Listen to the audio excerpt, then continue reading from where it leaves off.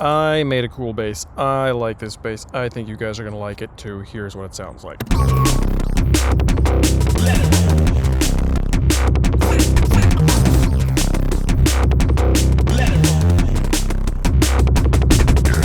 I think that's sick. Our bass yesterday sounded like this.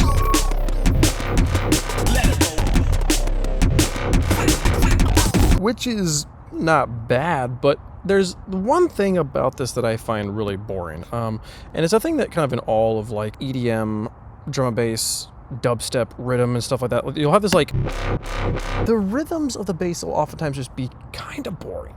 They're like, it's just what. The sound is what makes it interesting, not the rhythm of it. And I am a person who is very driven by the rhythm of something being interesting and being driving and having kind of like just a little bit of complexity. I'm not someone who needs like 17, 18 time or some bullshit like that. Like, just give me something a little bit more interesting. And so while I like this sound, there's not a lot. There's just kind of like one long note and then like 4 quarter notes, wah, wah, wah. And while the sound was kind of cool, it wasn't that interesting, and the two sounds didn't really go well together. So today when I sat down, I just muted those, started over. I came up with these two sounds. This one here, which is I think really the part that is the coolest, that one is just so cool. I think that is so awesome. Believe it or not, that is the same synth we had for the wah, wah, wah, wah sound, but with a little bit changed. Same exact MIDI data though. That's the sound. Looks like this, which is just I cannot explain to you how satisfying it is to watch that LFO and that filter move to the sound. Oh, that's so cool to me. All that's happening here is that this is modulating the cutoff where this filter is on this line, as well as the distortion amount on the FM. So this wave is being FM'd by this, same as yesterday, and it's just wiggling a little bit. We picked a very specific spot in the phase that makes this FM sound good. Just kind of like tweaked it until like there was one point where I was turning the FM knob and I was like, ooh, that sounds good.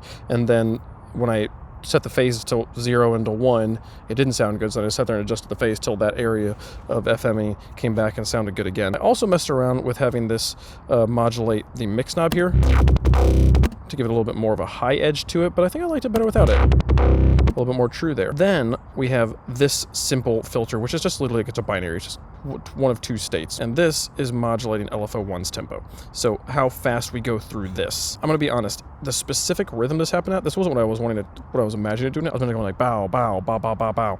And so I was going to have it go like through its shape 1, 2 on here, and then halfway through go twice as fast, 1, 2, 3, 4. But when I put it on, it was at this 4 value, and it made that shape, and that was so cool. I was like, that's done. Don't need to touch that anymore. And really, that is the meat and potatoes of what's going on here. Everything else is the same as it was yesterday. This is just this envelope and this filter is what gave it that really awesome shape. And so then we just rendered that out into audio here, and then chopped off the tails. And then at the end, I really like the little like dug sound in the middle there. That is so cool. So I chopped that up and put it here at the end a bunch of times. It feels like it really, really works well there. So then it needed a friend. It needed a friend. I tried pairing it with our original bass here. And that kind of works, but they had kind of really different flavors to them. And so I muted that one, tried again, made this one from scratch. This one I don't like as much as the other one, but the handoff between the two here is not bad.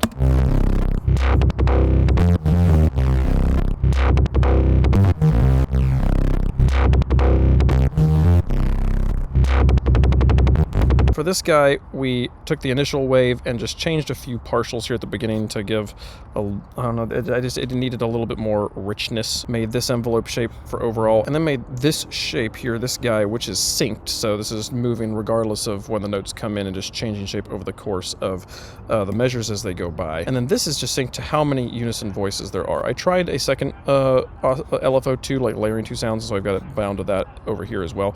But ultimately, I think I liked this shape better.